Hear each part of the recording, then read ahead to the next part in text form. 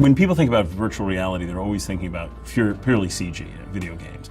And the idea of telling a story and trying to tell a strict narrative that's in 360 degrees was compelling. And being that I'd come from theater initially, years and years ago, I thought what a great opportunity to combine theater and cinema into this kind of weird amalgamation.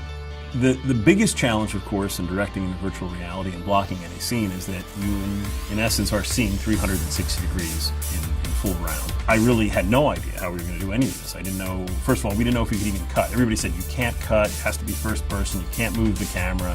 I'm like, well, how am I supposed to tell a story doing those things? But more importantly, it's how do you tell a narrative? You know, the contemporary thinking of maybe younger directors that are coming out of film school is, I'm going to cover everything in 3 cameras, and then I'll just assemble the film in post, and I'll get a close-up, some wides, maybe this really cool tracking shot, and we'll cut in between and we'll make the film in post. Well, in virtual reality, you cannot do that.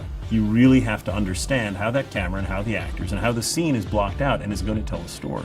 And you really have to see the film in your head before you shoot it. A director actually has to have what's called vision. What I found really exciting, and the actors found exciting, was while virtual reality is extraordinarily immersive, it's just as, if not more immersive for the actors. Because the actors now are standing on set, they look around, they don't see a crew, they don't see equipment, they're looking around and all they see is the environment they're in.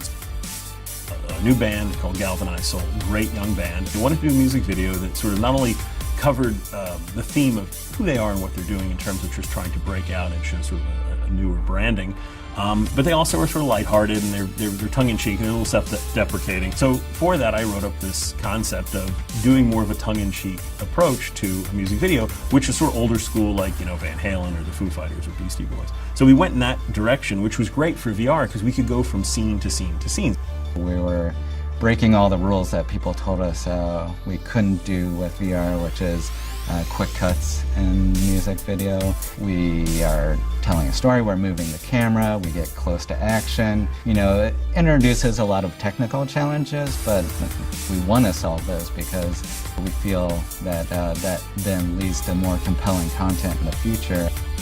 In working with the Foundry, we had talked to the Foundry and said this is some of the things we're doing, and the Foundry said, well, we're kind of thinking about VR, this is really great, and Jeff gave a laundry list of these would be great tools to have. A few months later, we start getting these great tools initially developed that are, for lack of a better term, sort of saved us on the music video, because even though the work Jeff was doing was great, the tools made it so much easier. It was amazing because I had this whole projection, reprojection workflow that I was very proud of. And they had one node that replaced that entire process. So it processed significantly faster. Things that were taking forever to rendered near instantaneously.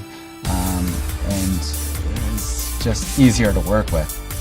When you have a moving camera shot in 360, stereoscopic, you have all the challenges of each of those things compiled on top of each other. Resolving the cameras together is much more challenging and stereoscopic. For any work you do on one eye has to translate beautifully to the other eye. When you're repairing the stitching between cameras,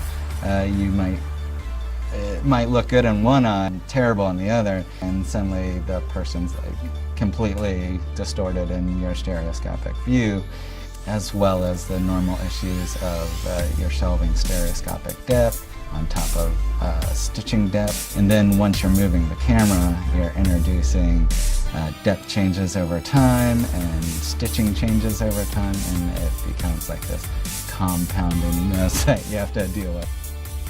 Outside of doing it with Nuke and the VR tools, it would be such an immense challenge that I think it would be nearly impossible. Where's VR going to be in 2 years? That's a good question. I think it boils down to just the content. The thing that I never lose faith in is that somebody will come up with terrific technology. Let me tell you, watching a 20-something person watching Lawrence of Arabia on an iPhone is criminal and ridiculous, but people don't have the time to go to the movies. But what VR does in that aspect is you can take something on your phone and put sort of like a 3D, 360-degree, almost IMAX screen on your head anywhere you are. That's the leap, in my opinion. That's the big leap. It's not just about an experience, but it's about bringing an experience that people no longer can do or have the time to do.